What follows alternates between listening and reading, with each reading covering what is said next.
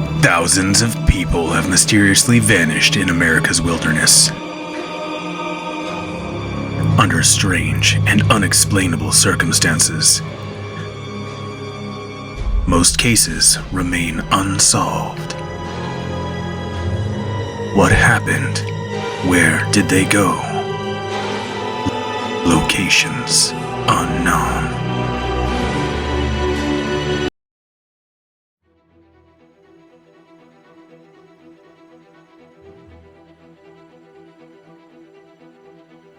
Thousands of people have mysteriously vanished in America's wilderness.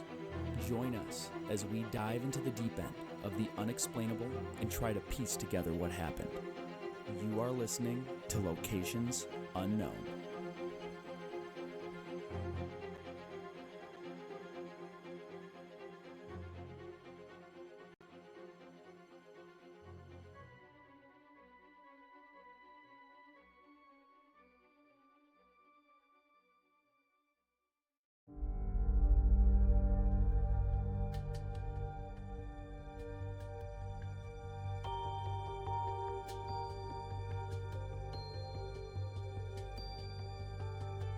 What's up, everybody? Welcome back to another episode of Locations Unknown.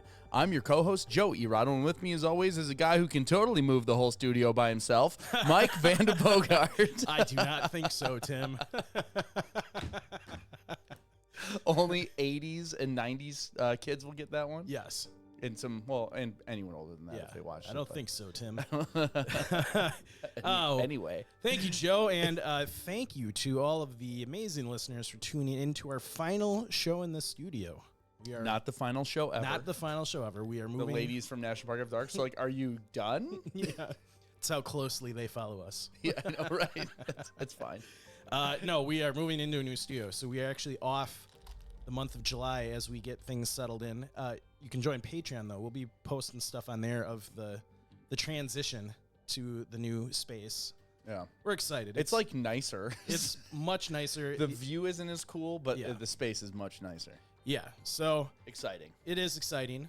Before we get going, just a couple of announcements, some new Patreon shout-outs. So thank you to Kirsten Skelton, Christine Brown, Michelle Barstad, Sarah Carroll, and Trina Lohman. Thank you very much. Thank you for supporting the show. It's Welcome because to of the dark side. welcome to the dark side. It's why we keep going is the amazing listeners we have, and For the dark side? yeah, for the dark side. Also, if you want to call the show, you can call 208-391-6913. You can leave a voicemail or text the number. Our first show back should be a voicemail show. Maybe we'll We have to play all the messages from the lady who we just couldn't keep because she just left 6-minute messages like 7 times. over and over. Yeah, we were and running over. out of time. We're like, okay, we're sorry, we can't listen to these anymore. It's the whole show. No, that was we're very appreciative of all the calls, but Yeah. we had to get on to other calls. Absolutely. So if you want to check out some of the other shows on our network, you can check out Peanut and Butter Mountain Podcast, Off the Trails, The Weirdos We Know, Who Runs This Park, and Crime Off the Grid. And we are working on an episode with Crime Off the Grid. We're going to go on their show. We are. Yeah, Awesome. when we get back. How are we going to get in contact with them? Because they're off the grid. And they're on our network. Yeah. No, so that's coming in August. So stay tuned. If you want to support the show, you can check us out on Patreon, YouTube memberships, premium subscriptions on Apple, premium subscriptions on Spreaker, someday on X.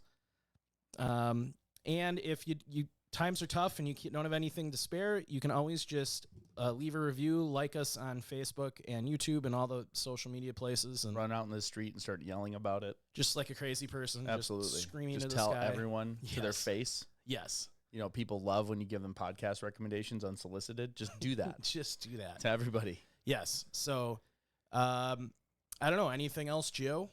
Nope. All right. All right, everybody, let's gear up and get out to explore Locations Unknown.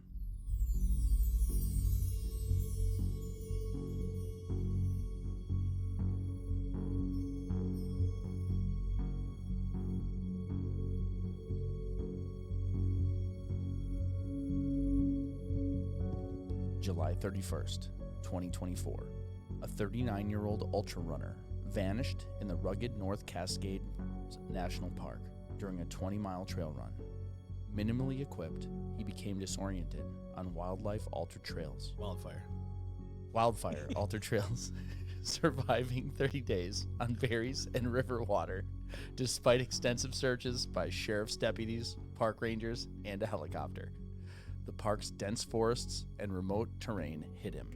A trail crew's chance discovery saved his life as he lay emaciated on the riverbank.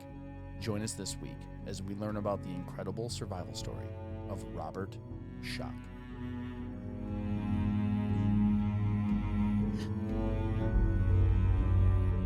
I don't think I've ever interrupted Never. a summary. That's the first one. I'm so excited. And you also said emaciated. I know. I almost interrupted you. I was so tripped up from being interrupted. I almost couldn't finish. I've never done that. I know, and it was so perfect. How many 8 years of doing this? I almost started laughing. I've and I'm like, always- I have to finish it. Yeah, I always just let you do whatever. I know. I don't know why that shit. I did it different. It's because it's the last one in the the last studio. We're getting better and we're growing up. Oh, I almost lost it. I'm like, I have to make it through the rest of this because we're leaving it in. We're not editing it out. I mean, at all. we'll cut it later, but No, he won't. That was fantastic. I'm super excited about this episode. I don't know about you. So It's gonna be so ridiculous. Oh man. Okay, that's not as funny as I. It's that funny to me. it's funny to us because Yeah. I've never done that. Yeah, and- for 8. We've been doing this for 8 years. well, 2018. It's 2025. Jeez. 7. 7 years. That's a long time. All right. Anyway. That is a long time. So this takes place in the North Cascades National Park, specifically the Hannigan Pass Trail and the Chilliwack River Trail. It is in Washington State. The park was established on October 2nd of 1968. It sees about 30,154 recreational visits in the park in 2022 and 964,514 total complex visits, which is Rice Lake, Lake Chelan, NRAs, which is the National Recreation Area. So in all the areas, it's almost just under 1 million visits. Yeah, it doesn't see, for how amazing this park looks, it doesn't get the visitors that you would expect. Yeah. So it's just probably hard to get to. yeah. One interesting thing, grizzlies are coming back. So in 2025, the MPS and U.S. Fish and Wildlife Service began efforts to restore grizzly bears to the North Cascades, where they've been nearly extinct since the 1990s. Over 1,600 plant species are in this area, 1,630 documented vascular plant species, with estimates that include non-vascular plants and fungi could double that total. Fungi. It's a fun guy, Mike Hey. is. The North Cascades Highway, or State Route 20, crossing the park's complex, was completed in 1972 after decades of debate due to nearly impenetrable terrain. It's the only east-west road through the Northern Cascades, closing annually from November to April due to avalanches. The park contains 81 historical sites, including a lost, quote-unquote, hotel, mines, mining camps, fire lookouts, sawmills, and sheep herder camps. The hotel, likely near early settlements like Steeken, vanished as an area reverted back to wilderness. So it's somewhere in there, and then someone's got to go find it. Yeah. But maybe don't go find it because you're going to be on our show. Yes. So the American Alps are geologically young and violent. The North Cascades, including the Chilliwack River area, are part of the Cascade Range formed by tectonic collisions starting 100 million years ago when a microcontinent smashed into North America. The current peaks like Good Mountain at 9,206 feet rose only 5.6 million years ago, making them geologically young. A park where fish are stocked against nature. Around 240 high-elevation lakes in the park lack native fish due to glacial isolation. But since the late 19th century, non-native fish have been stocked for tourism and fishing. I love those videos when they drop them out of the airplanes. Oh, yeah. It's like ridiculous how they stock those Yeah. lakes. In 2014, North Cascades National Park Service Complex Fish Stocking Act allowed stocking of non-reproducing fish in 42 lakes, making it the only national park to continue this controversial practice. Ancient human history dating back 10,000 years. So the area has been inhabited for 10,000 years, with 260 prehistoric sites identified, some over 8,500 years old. So let's talk a little bit about the climate. North Cascades National Park, Washington, specifically near the Hannigan Pass Trailhead and Chilliwack River Trail, has a temperate maritime influenced climate with significant seasonal and elevational variations. The North Cascades experience a cool, wet maritime climate on the western slopes, transitioning to drier conditions eastward. The park's rugged terrain, with elevations from 500 to over 9,000 feet, creates microclimates, but the Hannigan Pass Trailhead, which is around 3,000, 5,000 feet, and Chilliwack River Trail fall within the wetter forested western zone. Heavy rainfall is common here, with an annual precipitation averaging 75 to 100 inches in the western Cascades, much of it as rain in the lower elevations and snow in the winter. Summer months are drier, but still see occasional rain. Summer's mild, with average highs in July and August ranging from 60 to 75 degrees at lower elevations, while nights can drop to 40 or 50 degrees at higher elevations are cooler, with potential with frost even in the summer. During Shock's ordeal, which was July 31st to August 30th in 2024, the daytime temperatures in the Chilliwack River area likely range from 65 to 75, with nighttime lows of 45 to 55. These mild conditions aided his survival, but posed risks of hypothermia due to his lack of clothing and shelter, especially at night during rain. August is typically one of the driest months, with 1 to 3 inches of rain spread over about 5 to 10 days. Sources note no extreme weather events, heat waves, or storms during this period, but damp conditions from river proximity and morning dew likely worsened his situation. Recent wildfires mentioned in reports had altered trails and vegetation, suggesting dry conditions in prior years or early summer 2024. However, no active fires were reported during Shock's ordeal, and the area's dense forest and river proximity maintained a moist microclimate. Moist. I hate that word. Yep, and you just brought it up, made it worse. I know. The terrain. So the North Cascades National Park spans over 500,000 acres in northwest Washington, with the Hannigan Pass Trailhead and Chilliwack River Trail located in the park's northern section, adjacent to Mount Baker, Snoqualmie National Forest. The terrain is among the most rugged in the contiguous United States, featuring steep mountains, deep valleys, and dense forests. The Hannigan Pass Trailhead sits at approximately 3,100 feet, with the Chilliwack River Trail ranging from 2,000 to 5,000. Nearby peaks like Hannigan Peak are at 6,187 feet, and the border of the Chilliwack Basin includes the higher ridges, example Copper Ridge at 6,000 feet. The area is defined by sharp ridges, narrow rivers, valleys, and glacial features, with Chilliwack River carving a steep forested corridor. The trail system includes switchbacks, rocky slopes, river crossings, making navigation challenging. I think that's part of it being like a younger mountain. Yeah. They're like very aggressive. They haven't been worn down by time as much. Yeah, as and by others. weather and rain and wind. I Yeah, mean, that's 6 million years is a long time, but for a mountain, Yeah. that's a blink of an eye. Like when you think of an old mountain, it's like the Appalachian Range. yeah. They're like turning into hills Yeah. slowly. So dense coniferous forests dominate, with Douglas fir, western hemlock, and cedar trees interspersed with alpine meadows at high elevations. Thick underbrush and fallen logs are common, especially in wildfire-affected areas. The Chilliwack River, a fast-moving cold waterway, is a central feature requiring crossings via cable cars or fording in some sections. Tributary streams and wetlands add to the area's complexity. So, some specifics of the trail Shock hiked. So, as we've said before, he's on the Hannigan Pass Trailhead. This is the access point to the Chilliwack River Trail, located at the end of a forested road, Hannigan Pass Road. The trailhead is relatively accessible, but marks the entry into a remote wilderness with limited cell service and no facilities beyond parking. The Chilliwack River Trail, rated hard by the Washington Trail Association. This is a 17-mile trail, follows the Chilliwack River through a narrow valley. The trail ascends and descends through forested hills with elevation gains of up to 2,000 feet in sections. That's wild. Yeah, we'll have to pull it up on All Trails while I'm talking because it sounds crazy. I was going to say, as an ultra marathon runner, it sounds like a great training ground. Yeah. Like you're doing such a big elevation gain. Yeah. A cable car crossing near the Chilliwack River, where Shock became disoriented, is a critical feature. The river's swift currents, likely 40 to 50 degrees in summer, pose risks as evidenced by Shock losing his shoes during a crossing.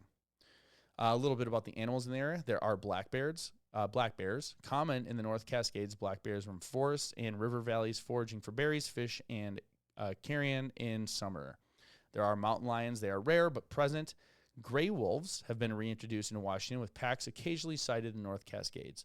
Otherwise, you have mule deer, elk, the western terrestrial garter snake, northern alligator lizard, and those are all the things that will kill you outside the grizzlies that they reintroduced, but they're very, very rare. Those northern alligator lizards are Yeah. vicious. Yes. They sit at the edge of water holes and, and bite at your shoelaces. I think they're like 2 inches I was long. going to say, they're going to attack your shoelaces when you go by. So the difficulty of the route, the planned 20-mile route, likely combining the Chilliwack River Trail and possibly Copper Ridge, is strenuous to extremely difficult for a day run, rated as hard by the WTA and amplified by 20 miles with 2,000 to 5,000 feet of elevation gain, requiring endurance and strength, rocky, uneven trails, river crossings, and wildfire damage, with off-trail areas posing extreme hazards. It's remote, and the altered trails with poor signage and no cell service demanding advanced skills lacked. Cool nights, damp conditions, and wildlife presence worsened by Shock's minimal gear. So, Mike, tell us about Mr. Shock. Whew, you blasted through that. Heck yeah, man. I'm feeling good tonight. Feeling good. I was at Electric Forest. I'm rejuvenated. You're rejuvenated. I'm a little tired, but I'm rejuvenated. Well, it's Wednesday, so you got a few more days to recoup. Yeah, I'll be rejuvenating till next Monday. All right, so the subject of tonight's case is Robert Schock. He was born between 1984 and 1985. He obviously went missing on July 31st of 2024, and I'm not going to shock anyone here saying that he was found alive. You're not going to Robert Schock anybody. Hey, there we go. He was male, age 39. We're not sure of his height, hair color, eyes, but he's approximately 150 to 200 pounds, wide range there. He was an ultra runner. So, he's very lean, athletic, very physically fit. Clothing he was last in, he was wearing only shorts. He had no shirt. And he only carried a small backpack with a dog pan for his chocolate lab, Freddie. He didn't have any overnight supplies. He didn't have any food, shelter, no emergency beacon. He had an old map that was unreliable. And his phone's GPS failed due to no service and then the battery dying the next day. So when this story is done, I hope everyone listening can just sit back and think about how amazing the whole story is, because look at the gear he had. Basically, he didn't have gear. He didn't even have a shirt. I'm not showing anything yet. Okay, he didn't even have a shirt. Yeah, He had a pair of shorts. Up the images. So it's crazy. And he left his wallet at the dashboard of his vehicle with the passenger window halfway down, which was typical per what his mother said. Personality-wise, he was obviously very adventurous and carefree. He was described as a wanderer and nomadic. He lived in a van with his dog, Freddie, reflecting a free-spirited lifestyle. His mother noted he was carefree and didn't always consider consequences sadly based on how he prepared for this run. And now this next part was basically said by his mother, so we're not knocking him. And even post this, Robert himself talks about how what he did was reckless, but his mom described him kind of as resilient but reckless. So she said that he had a history of risky adventures, but always was resilient when, things got in his way. He persisted in moving north despite injury. And so in this case, he persisted in continuing on despite, being lost and injured, kind of on a mission to discovery. And he wanted to, I believe, reach Canada. So medical conditions. He had no chronic medical conditions reported in in any of the sources I found. He was very fit. Obviously, if you're an ultra runner in the mountains, you're going to be a very physically fit person. Post-rescue, he did experience lingering joint pain during recovery, but was coherent and high spirits. He required intravenous feeding for 3 days due to his inability to process food, and he regained almost 40 pounds over his month in the hospital. So, jeez. And I'm going to do something really interesting during the timeline. So I actually have the stages of breakdown that your body goes through at each period of the timeline. So starting at like day 0, 12 hours, 24 hours, 48 hours, what your body would go through in these kinds of conditions. So kind of something different. I figured it'd be really interesting for people to understand the different processes of your body that start breaking down when you're stuck in the wilderness like this with no gear, no food, nothing. So It'll be interesting to hear that. Occupations and hobbies. So he was a self-described musician who didn't make any money off of it. He obviously lived a nomadic lifestyle, never really had steady employment. One of his biggest hobbies was ultra running. He completed a 50-mile race recently before this. He preferred running over hiking, aiming to complete trails quickly without overnight gear. Frequently camped and ran in the Mount Baker area, including the North Cascades. So experience in the wilderness. As an ultra runner, he had significant physical endurance and experience navigating trails, but he always emphasized he wasn't a hiker, indicating limited backcountry skills. He had no fishing So knowledge. he just ran on trails and then got out. He wasn't spending nights. Yeah, no multi-day trip experience. It is crazy how, like, he probably spent a ton of time outdoors. Yeah. And if you just don't do that one extra step, you miss out on a lot of knowledge Yeah, of and like survival. I mean, And I how know important gear is. and running obviously is really important to him, but having that downtime and just being out in nature is also amazing. Yeah. And you can't really experience that if you're just blasting down the trails at Mach speed running. Totally agree. Though maybe he does experience that. I don't know. I hate running, so I would hate it. He obviously lacked essential wilderness skills like navigation without GPS, survival without gear, or signaling for rescue. And this whole case reminded me of that show on History Channel. Do you remember? They would drop 10 people off in the wilderness. Yes, I do remember that. It was Western Canada, and the person who made it the longest would win like $500,000. And none of the other people knew where the other people were, and they didn't know when people tapped out. So you're just out there, and you're just trying to go as long as you possibly can before tapping out. I can't remember. I think it was just called Lost, or really good show. I wish I could remember the name of it. A really good show. A really good show. So Yeah, I don't remember it. let's just jump right in the timeline. I'm excited to talk about this case because it's an absolute amazing survival story.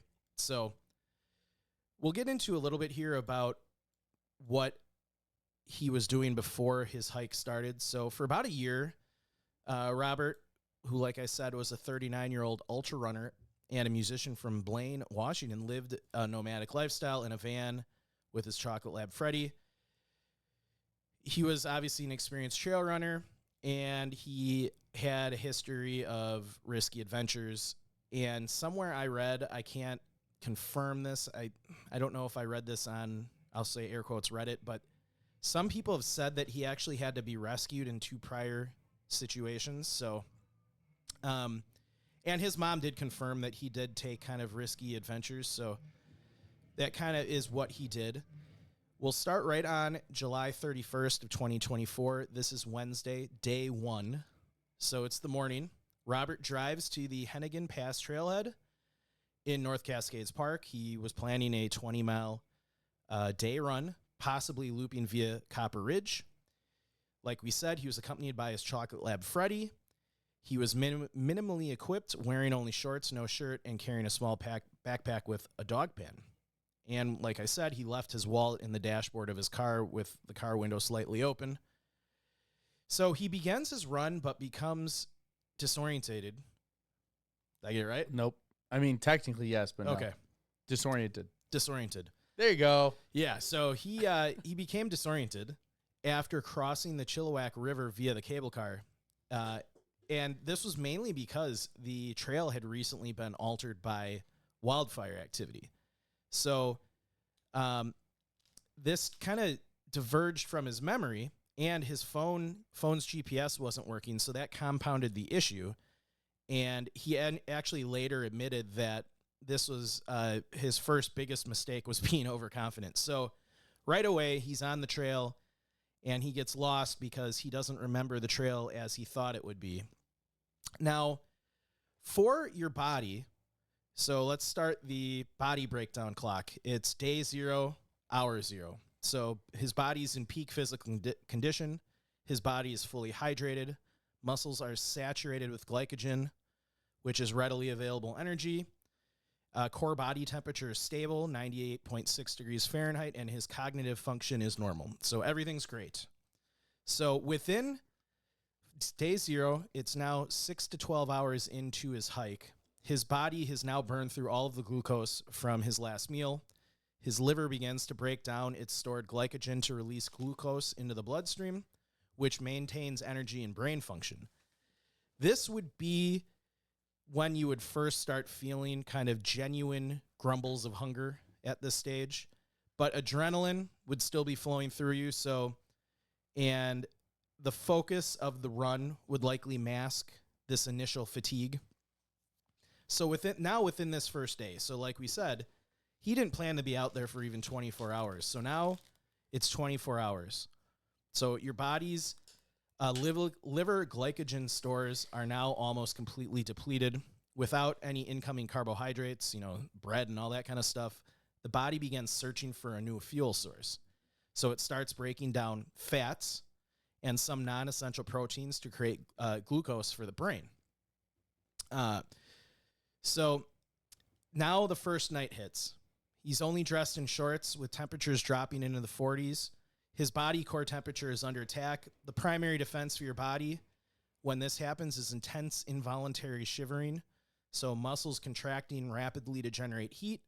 However, this isn't great if you're not eating because it burns a massive number of calories. So now anxiety and stress, if you're in this situation, would start to become high.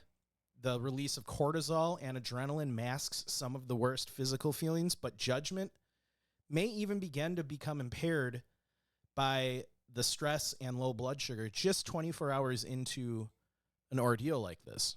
So very interesting. It's now August 1st of 2024, Thursday. This is day 2. So this is when his battery in his phone dies. So it leaves him without a map, light, or communication, which kind of cements his isolation at this point. So he begins foraging for water from streams or probably the Chilliwack River. And he actually started looking for rudimentary shelter, and he actually used an abandoned bear nest, which was actually really interesting. And now his overconfidence is shifting to a growing sense of dread as he realizes he's truly lost. So on the body breakdown timeline, it's day 2. We're now at hour 48. So he's 48 hours since he left his car.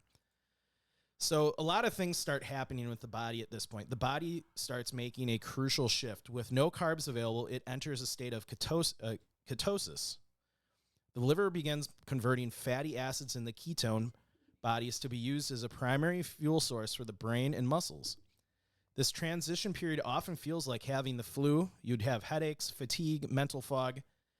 The war in Ukraine changes lives. Likely contributed to him getting further lost. In a second. With him also drinking from rivers, staving off severe dehydration. But help is near. Untreated, which would be at Free high consultations risk from for parasitic SPIVDIA, infections like psychological, Giardia or legal and career related. Cryptosporidium. Your support makes these services And those can possible. cause, severe Each of your donations hypotony, can which change would someone's life. accelerate Support loss of SPIVDIA on global fluids, giving nutrients. and help So Ukrainians in your body's need. not a good state. Even just it's amazing. Like humans have a tremendous ability to withstand pain and suffering, but even 48 hours into something like this, your body is really starting to break down without anything. Yeah. So, And then just the mental yeah, alone. yeah, and Just like you've been 3 days, you're cognitively not. You're already having a decline in cognitive function. So that just exacerbates anything going on mentally with you. It's now August 2nd of 2024. It's a Friday. This is day 3. So accepting the gravity of the situation, he made a really emotionally taxing decision to send his loyal dog to go home, hoping the dog can navigate out and alert someone. This was amazing, A, that he did that, and B, that the dog was able to do this. So yeah. It's now August 3rd of 2024. It's a Saturday. It's day 4. A forest ranger actually discovers his dog, Freddie. The chocolate lab was alone but safe near the Chilliwack River Trail, approximately 8 miles from the Hennigan Pass trailhead. That same day, a ranger notes that Robert's abandoned vehicle at the trailhead had its window down and his wallet visible on the dashboard. This raised suspicions, but it did not prompt a formal search at this time. It's now August 4th of 2024. This is a Sunday. It's day 5 of his ordeal. So the Whatcom County Humane Society received a call about Freddie from park officials, and they actually find contact information on the dog and call Robert's mother, Jan Thompson, in North Carolina. So that's actually, this is a huge break in the case, is his dog had contact information on it. Yeah, like a microchip or something? It might have. Something in the collar or whatever? Yeah, it was either in the collar or a microchip. But Okay. the Humane Society was able to get that contact information and contact his mother. So they inform her that her son's lab was found alone in North Cascades National Park. So this is the first indication something's wrong, because his mom said that Robert and Freddie were inseparable. They never went anywhere, by themselves. So the fact that his dog was just alone in a national park put up a lot of alarm bells. So the dog saved his life. I mean, They weren't going to start a search until they contacted her. in this case, Maybe. I don't know that he could have lived another day. That's what I'm looking yeah, at. the fact that they found the dog, it probably sped the search up by a few days Yeah, and that would have been enough. probably saved his life. Heck yeah. All right. Yeah. It's Man's not. best friend. Yes. It's now August 5th of 2024. It's a Monday. This is now day 6 of his ordeal. So Jan Thompson now officially reports her son missing to the authorities. And this was all prompted by the report from the sheriff's office that, about his vehicle, the window being down, the wallet in there near at the Hennigan Pass trailhead. And this confirmed what his mother thought, that he was lost. So the official search is initiated. It involved coordinating between the sheriff's office and the National Park Service Rangers. So we're back to the body breakdown timeline. We are now in days 3 to 7, or hour 72 to hour 168. So ketosis, am I saying that right? Yep. Ketosis. Okay. Ketosis. Keto. That's where the keto diet comes from. Keto diet. He was on the extreme keto diet. Yeah. So ketosis is now fully established. The body is efficiently burning fat reserves. Weight loss becomes rapid at this point, though much of it originally is water weight. The consistent gnawing hunger may subside slightly as the body adapts to ketones, but a deep, aching fatigue sets in. He was able to find some berries that he was eating, so he did eat a few berries, but they really didn't provide any meaningful calorie boost, but it probably did psychologically help him, just eating something. So each night at this point for him would be a battle for survival. The body uses peripheral vasoconstriction. So basically what your body does is it shuts down blood flow to your hands and feet and extremities to keep vital organs warm. So his extremities would at this point feel numb, and they would be at risk for non-freezing cold injuries. His shivering would continue at this point, whenever his core temperature drops, and this would be a constant drain on any remaining energy reserves in his body. And all of this would mean this is a period of immense psychological stress. He's going through the realization that he's truly lost, combined with the psychological strain. It leads to cycles of despair, hope, and apathy. And his decision to send his dog away on day 3 was likely an act of lucidity within all this brain fog that he had. So really, I can't even imagine what he was going through at this point, because you're still cognitively there enough to realize your situation's going south quick. So Yeah. it is now August 7th. It's a Wednesday. This is day 8. So the first formal search and rescue operation is launched by the Whatcom County Sheriff's Office, the National Park Service Rangers, and the Whatcom County Search and Rescue Volunteers. Efforts were focused on the 17-mile Chilliwack River Trail, where Freddie was found. They covered ground routes from Hennigan Pass to the Chilliwack River, but no traces of Robert are found. And this really highlights the challenge of the rugged terrain and the fact that Robert really didn't have any gear with him. He had pretty much no gear to find. So they're really facing tough conditions in this search. So throughout this early period of Robert's ordeal, we're going to say early to mid-August, subsistence that he had, he was foraging for sour berries. He did eat one large mushroom, and he was drinking water from the Chilliwack River and streams, but there was no other food sources, so he really didn't eat any food for 30 days. He lost what little equipment that he had with him, so during an attempted river crossing, he lost his shoes to the current of the river, so now he's barefoot. Jeez. And Insult to injury. over time, he actually lost all of his remaining clothing and ended up naked. So remember, he didn't have a shirt, so all he had was shorts, and he ended up losing those. So he was naked now, no shoes, like literally no clothing. Wow. So shelter, I wonder if he's like losing so much weight, like they weren't fitting maybe, and like falling off. probably. You ever wear a big pair of shorts and you just like literally can't keep them up, and if you're weak Yeah, and just wandering around, like you just and if he lose tried them. it, he could have gotten swept away in the river. Yeah, 100%. So shelter. Jeez. He did find an abandoned bear nest that provided minimal protection against the elements. During this time, he did have a lot of physical decline, so he suffered a puncture wound to his big toe, which likely became infected, and it severely limited his mobility. His starvation, exposure, and injury also caused rapid weight loss, loss of bowel control, and periods of delirium. He would occasionally shout for help. He once saw a helicopter that failed to notice him. Immobility. So around mid-August, his body actually just failed, and he collapsed on a rocky bank of the river about a half a mile off the trail, and he was unable to move, and he remained immobile in that spot for another 2 weeks. Whoa.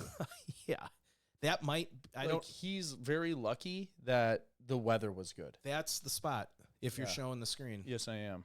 I am showing the screen. I believe the caption, the day he was rescued, that's the spot where he collapsed and didn't move for 2 weeks. He was so weak he Can couldn't. you imagine the absolute hell that would be mentally? Oh, I can't even imagine. I couldn't lay in that spot for a few hours. No. And feeling okay. Let alone 2 weeks. 2 weeks. 2 weeks. 14 days That's- in one spot, Yeah. uncomfortable. Yeah. Jeez. Naked. Yeah. That's absolutely insane. Yeah. That's why I said this is one of the craziest survival stories I've ever read. So we're back to the body breakdown timeline. We're now in the period between day 8 and 14, or hour 192 and hour 336. So fat stores in his body now would be significantly depleted. The body now ramps up catabolism, not cannibalism, catabolism. This is the breakdown of muscle tissue for energy. And this is obviously a devastating process, probably why his body failed. Yeah. It weakens legs, arms, and most critically, the heart muscle itself. And like I said, during this period, he lost his shoes, which was a catastrophic event. In the short period, he's now forced to walk on rugged, rocky terrain barefoot, and he obviously suffered multiple lacerations and bruises, and the reported puncture wound on his toe, without any means to clean it or dress it, became infected, and his immune system was suppressed by starvation and stress, couldn't fight the infection.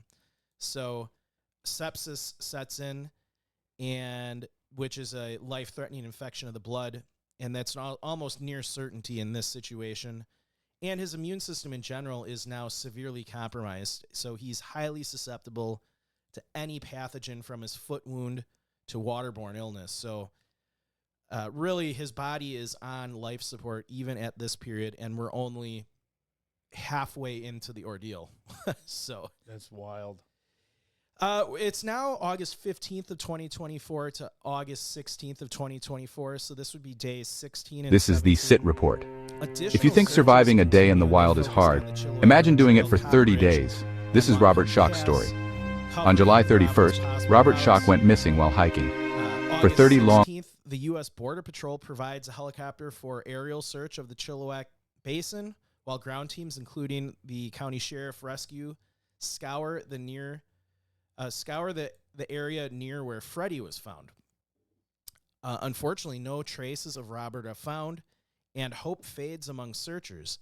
Jan Thompson and park officials, given his minimal gear and elapsed time, pretty much are starting to fear for the worst. So the official search is actually scaled back after August 16th due to a lack of leads and challenging terrain, though informal volunteer efforts persisted. So they actually, the search basically ended, and he wasn't even halfway through his ordeal. Jeez. So, That's so wild. Yeah. So we're back to the body breakdown timeline. It's now day 15, hour 360. So this was approximately when Robert reported collapsing by the river and became unable to move further. And this was not his choice. Obviously, his body had reached its functional limit. So the energy required to stand or walk, let alone shiver effectively, was gone. His muscles were too wasted. So now he is lying immobile on the cold ground. He's near a river. That's a heat sink. His ability to fight hypothermia is minimal. At this point, he's slipping in and out of hypothermic state, and a condition that further slows metabolism and impairs brain function.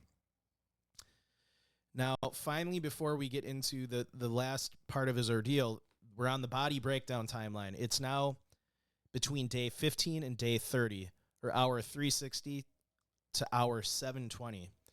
So the body at this point, his body is in a state of advanced starvation. It is aggressively consuming all remaining tissue, including the protein from vital organs to keep the brain alive. You want to try and say that word? You can say it. Cachexia? There you go. This is the craziest thing about the human body. It dies in reverse. Well, it's doing everything it humanly can do to keep the brain alive, even eating proteins. Yeah, it shuts down your organs in order of least important to most important. Which is so wild. It's wild. Because it's like, how do we know that? The body genetically knows that right? The longest, if it can keep the brain alive, that's the hope of, that's surviving. That's the last part of you. Yeah, it's just wild. I just think it's really cool. I don't want to go down that rabbit hole right now. We'll be on for the next 5 hours. I know, yeah. Because I will go down that rabbit hole. Yes, well, we'll save that for Patreon. We'll start talking about DMT and then understanding the entire universe. There we go. That's a Patreon episode. Yeah, we'll save that for Patreon. So, like I said, his body is aggressively consuming all remaining tissue, including proteins from vital organs to keep the brain alive. The heart muscle is so weak that the slightest exertion could trigger cardiac arrest. And just because the brain is hogging all the calories in his body doesn't mean it's working very well. His brain function at this point would be severely degraded. He would experience long periods of stupor or unconsciousness, punctuated by moments of delirium and vivid hallucinations. His perception of the rescuers at the time, he thought they were packs of wolves. Wow. So, and this isn't a classic example of end-stage delirium. And by this point, the infection in his foot would likely be systemic, causing fever and placing further strain on his failing organs. And I am just, he probably only survived because he was in such fit condition. I was going to say he's an ultra marathon runner. So like his mental capacity, everything he does is like he's able to handle hard situations. Yeah. I don't think other people would have been able to survive this. No, I think not as long. His body was, set up to survive this long because I don't know how he survived. Made to endure.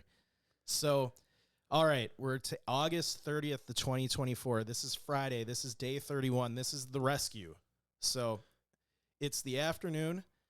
A 5-person Pacific Northwest Trail Association crew led by Jeff Kish returns to camp after a 10-hour workday clearing trails in the Chilliwack Basin. They're on the trail and they hear a faint cry. So battling the noise of the rushing river, a 21-year-old crew member hears a faint cry. The crew stops and listens and confirms it's a cry for help.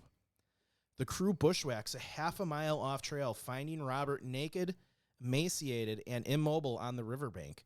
Delirious, like I said, he initially hallucinates the rescuers as a pack of wolves. So, using wilderness first aid responder training, the crew provides critical aid for several hours. Crew member Wes McClintock gives Robert his shirt to combat hypothermia, and minimal food or hydration is likely provided. But he was obviously way too weak to to eat at this point. Yeah, I've heard that when you're that starved, if you eat too much, it can kill you. Yeah. Like your body can't process the food. No. So you That's have to, wild. You'd have to eat just really tiny amounts slowly over days and days to get your body back to being able to take in food. So Kish estimates Robert had 1 day left to live, describing him as on death's door. So the crew activates a Garmin InReach satellite device to send an SOS, and they report Robert's discovery to authorities. A helicopter coordinated by the sheriff's office and MPS arrives, but due to the treacherous terrain, a short-haul rescue is performed with rescuer lowered to hoist Robert. He is flown to St. Joseph's Hospital in Bellingham, having lost approximately 50 pounds. Jeez. 50 pounds in a month? Yeah. Jeez. That's crazy. The rescue, described as improbable and heroic by Kish, takes an emotional toll on the crew. So, finally, the last notch in our body breakdown timeline, day 31, hours 7:44. So, upon being found, Robert would have been in a state of multi-system organ failure. Having lost 50 pounds, he had virtually no body fat and lost a significant percentage of his muscle mass. And he was very close to hypothermia. It was reported that his core body I temperature. don't understand how he wasn't I know. hypothermic. Like, legitimately, on rocks, naked, in like 40 degrees at night. Like, How? I don't understand. How did he survive that? That's like, seriously, I I know. don't get that. Yeah. I It mean, needs to be studied. his body core temperature was dangerously low. Shocking. And I don't understand that at all. they think he was almost certainly suffering sepsis from the ongoing infection in his foot. And despite his access to water, his body's electrolyte balance was completely disruptive. And like we said, his cognitive state was delirious. He was barely conscious when they found him. So throughout September 2024, he was admitted to St. Joseph's Hospital in Bellingham. He was in critical condition. For the first 3 days, he was so weak he couldn't eat solid food and was intravenously fed. His mother, Jan Thompson, who said she never lost hope, flew in from North Carolina to be by his side. It took, he had to be in the hospital for approximately a month after this, and he actually gained 40 pounds back during that month and was recovering from severe malnutrition exposure and his foot injury. And really, when he left the hospital, all he had was some lingering joint pain, which is amazing. So he was, he remained in high spirits and was discharged in late September. He traveled to Ohio to continue recovery with his father and Freddie. And, he reflects on his ordeal. He vowed never to return to North Cascades. And he expressed gratitude to the PNTA crew and acknowledged that he was very unprepared. Yeah. So one of the things we're going to quickly here, I'm going to go into the scope of the search, and then I'm going to cover quickly why the searchers didn't find him, because he was alive, obviously, when they were searching. So that was one of my lingering questions in this case, how he wasn't found. Because a lot of times people aren't found because their remains probably were in a location that's really hard to get to or see, but he was alive. Yeah. And he was on a riverbank for 2 weeks. So, the location where he was found, from that picture, if a helicopter flew over that, you would see him. Well, being naked, maybe it's not. lighter colors. If he had like different clothing on that was colorful or something like that, potentially. Yeah. But either way, I mean, yeah.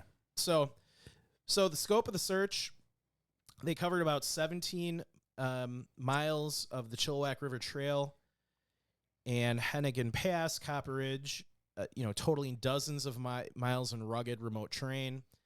It involved the local sheriff's office, MPS rangers, county the Sheriff's County Search and Rescue Volunteers, and U.S. Border Patrol for aerial support. Ground teams use trail knowledge and Freddy's discovery location as focal points. Obviously, challenges where there were recent wildfires that altered all the trails, it reduced visibility and accessibility, and Robert's minimal gear and lack of a fixed itinerary made predicting his location very difficult.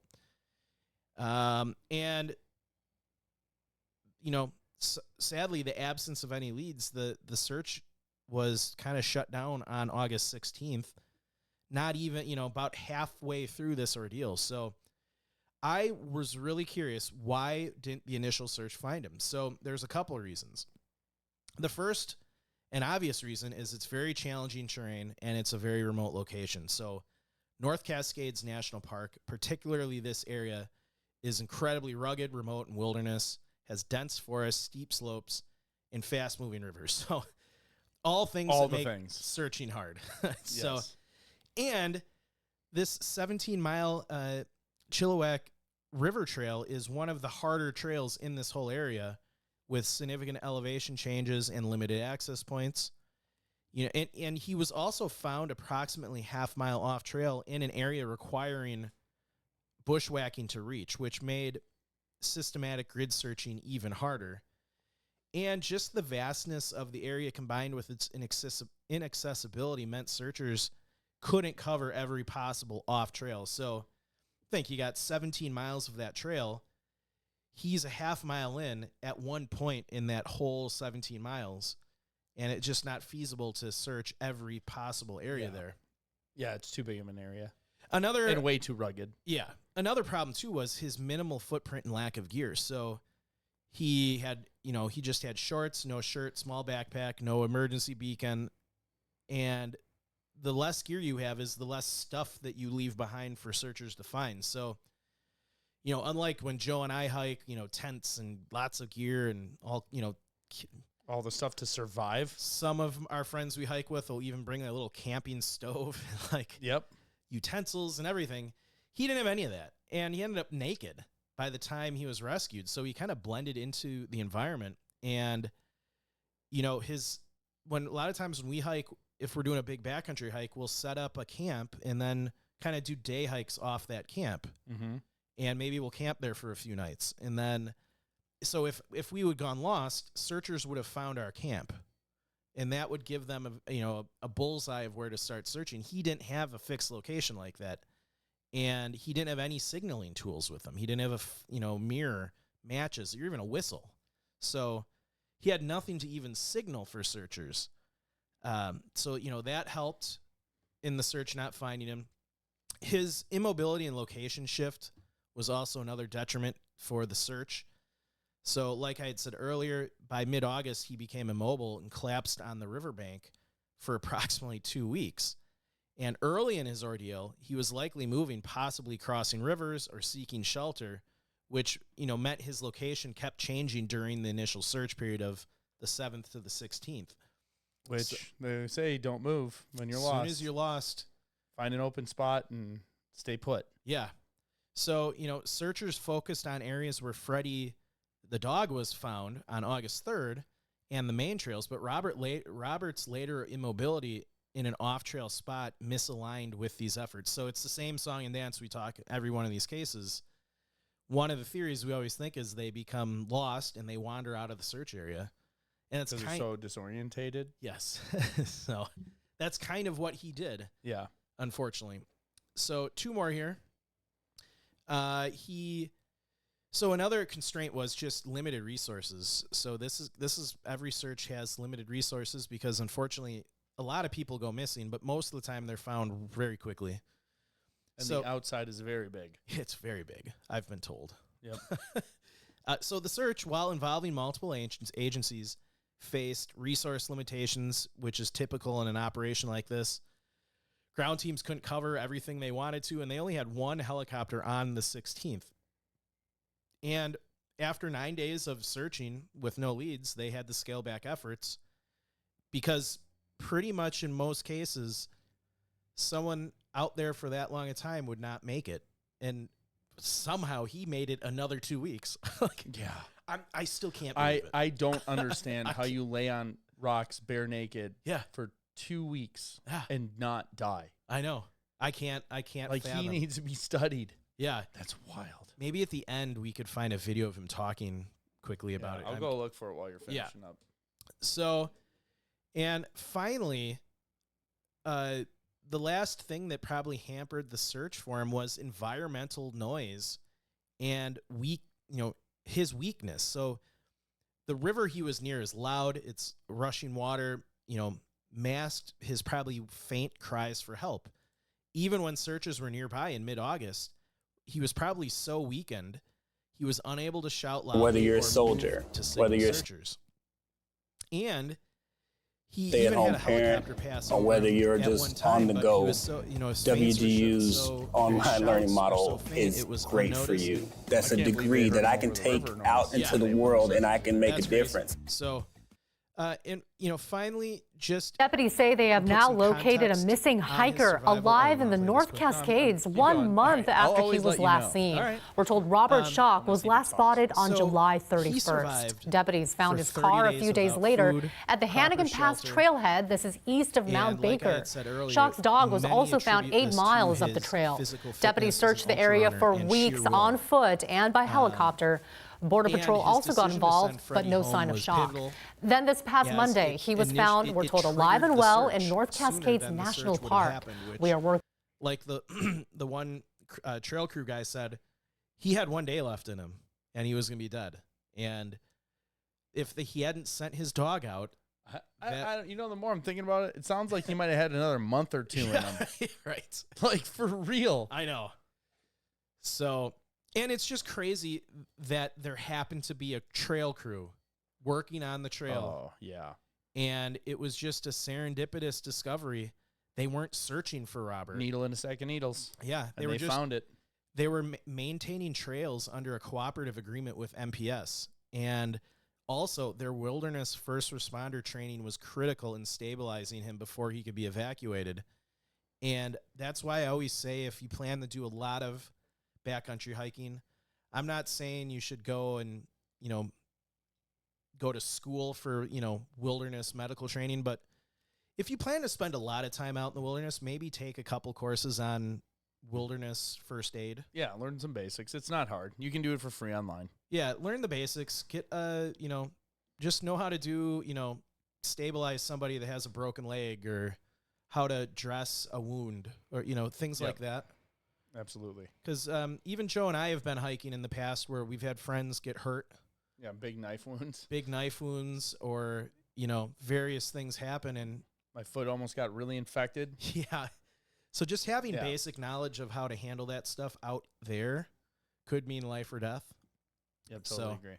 All right, What did a you crazy find story. anything? No, there's no videos of him talking, just news reports. That's why I wanted to look at it first. But Okay. yeah, But that's so what do you wild, think man. of this story? I think it's incredible. I think That's they got to make a movie out of this. 100%. Yeah. I want to know. I want to hear mentally what he was going through during that, because 2 weeks in one spot, going in and I mean, maybe it helps you're going in and out of consciousness, but still, I would the pain, imagine the agony, all of it. That 2 weeks on the riverbank, probably a lot of it was spent unconscious. I hope so for For for his his sake. mental Yeah. sake. I would go mad. Now, if you have to, I can barely sit here for this I know. hour and Oh, record. you're fidgeting. Yeah, I'm just get me out of this cage. So hypothetically, they make a movie about this guy. The last 3/4 would be very boring. It's just him passed out on a Just him riverbank. waking up and passing Well, out. they'll have a little A montage. yeah, but stack this survival story up against the guy had to break his own arm off. Oh, he cut his own arm Cut off? it- Yeah, 127 hours? Yeah. That what? one? So we're gonna play either or. If you had to go through one of these ordeals, Roberts Ooh, would you rather? or what's the actor that did that movie that cut his arm off? He was in Pineapple Express. Yeah, I know who it is. He's my favorite actor. Because he's not that great of an actor, but No, he's he's hilarious, and I love him. So would you rather get your arm trapped under a rock, have to cut it off with a Like a pocket knife? toenail knife, Yeah. or go through the ordeal Robert just went through for 30 days? All right. You'll live both situations. Well, yeah, both situations live. Like, that's where it's like the outcome would be Robert, hands down. Okay. No pun intended. I didn't mean to say that, but you come out with right. all your digits. How and about everything. this? You don't know. There's no guarantee you survive either. So it makes it kind of like, yeah, if I know I'm going to survive either one, I'm not going to cut my own arm off. Yes. So I would, but I don't know. Well, now it's just like, well, obviously the other one then, if you're not Cut sure your you're arm going to survive. Yeah. yeah. But it's a hard one because they're both terrible in different ways. Like, Yeah. one, you're more lucid Yeah. and like probably not thinking you're going to die as much. The other one, you're slipping in and out of death. Yeah. Either way, they're both terrible, and I never want to be in those situations ever. Yeah. I remember watching the one movie where he had to free his arm. Yeah, no And thank you. That there was a scene where I had to kind of like look away. Yep. Nope, no thanks. What is his name? James Franco. Franco, Yeah, James there it is. Franco, Everybody yeah. hit me. I love James Franco. He's one of my favorites. Pineapple Express is an underrated movie. That is Danny McBride's in it. that is an underrated movie, much like Hot Rod is an underrated movie, Yeah. and The Other Guys is an underrated movie. Hot Tub Time Machine. I You don't weren't a know. big fan of that. It's okay. Okay. Not as much as those other 3 movies we mentioned. No, Pineapple Express. Pineapple Express is fantastic. I'm gonna watch that tonight now. There you go. No, I'm not. All right. Well, thanks everybody for tuning into our show. Please log online and tell us what you think of this amazing survival story. We appreciate you all for listening and sharing Locations Unknown with your friends and family. Be sure to like and follow us on Facebook, Instagram, Twitter, and YouTube, where you can find the videos of each one of these episodes. Also, if you'd like to support the show monetarily, you can visit our website or Facebook store to buy some sweet, sweet swag. Additionally, you can subscribe to our Patreon account or the other channels where you can pay for subscriptions and have access to special events and additional shows that you can't get for non-paid customers only. And lastly, when you're enjoying the beauty of nature, whether backpacking, camping, or simply taking a walk, always remember to leave no trace. Thanks, and we will see you all next time.